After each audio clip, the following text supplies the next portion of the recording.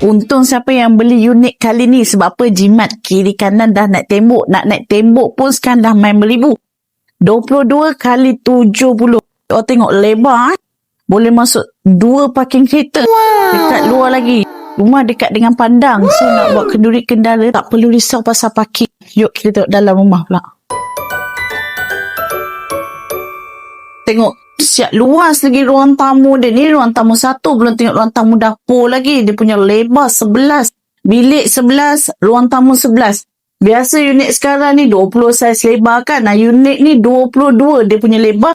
4 bilik 2 bilik air. Sekarang nak dapat rumah 4 bilik semua 300 ke atas. Unit kali ni 300 ke bawah. Yang baru tengok channel YouTube Cik Yan, jangan lupa like, komen dan subscribe. Share video Cik Yan banyak-banyak supaya semua orang dapat tengok video saya ni. Okay, bye. Pergi ke kedai Encik Saleh, Cik Yam nak unit Bukit Katil boleh? Boleh. Jom Cik Yam bawa anda tengok ke unit Taman Bukit Katil Indah, Bukit Katil, Melaka. Unit kali ni merupakan unit teres setingkat yang berstatuskan freehold MCL dengan berkeluasan 1,540 square feet. Unit kali ni ada 4 bilik dan 2 bilik air. Bila cakap unit ni dekat Bukit Katil je, anda dah tahu dah unit ni mesti dekat dengan kemudahan. Nak ke bandar pun dah dekat, nak ke highway pun senang. Jadi unit ni memang sangat-sangat sesuai kalau anda nak buat investment. Nampak bilik master unit ni pun luas kan? Siap attach sekali dengan bilik air pula tu. Ruang tamu unit ni ada 2 tau. Satu dekat bahagian depan dan satu lagi dekat bahagian tengah ni lah. Jadi dapatlah anda asingkan ruangan tetamu dan ruangan untuk family santai-santai. Nak letak meja makan pun boleh tau. Bilik lain muat ke Cik Yam nak letak katil dengan almari? Anda jangan risau. Macam yang anda nampak sekarang, boleh je kan kalau nak letak satu set bilik tidur. Bilik ketiga ni pula siap boleh tambah loteng lagi kalau anda nak. Bilik keempat ni kalau anda tak tahu nak buat apa, boleh je jadikan bilik mainan anak-anak, bilik study ataupun anda boleh juga buat bilik solat. Bolehlah jemaah dengan family dekat sini.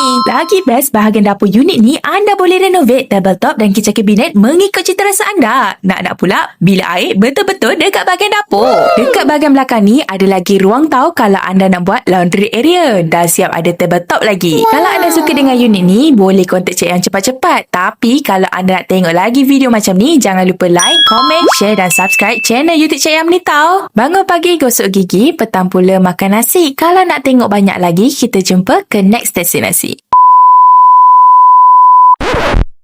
Untung siapa yang Untung siapa yang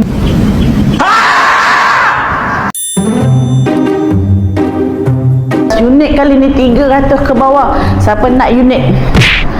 You nak tahu harga unit ni, jangan lupa tekan link kat bio Cik Yam. So jom Cik buat ke next destinasi. So yang baru tengok channel YouTube Cik Yam, jangan lupa yang baru tengok channel YouTube Cik Yam, jangan lupa like, komen dan subscribe. Share video Cik Yam banyak-banyak supaya semua orang dapat tengok video saya ni. Okay, bye.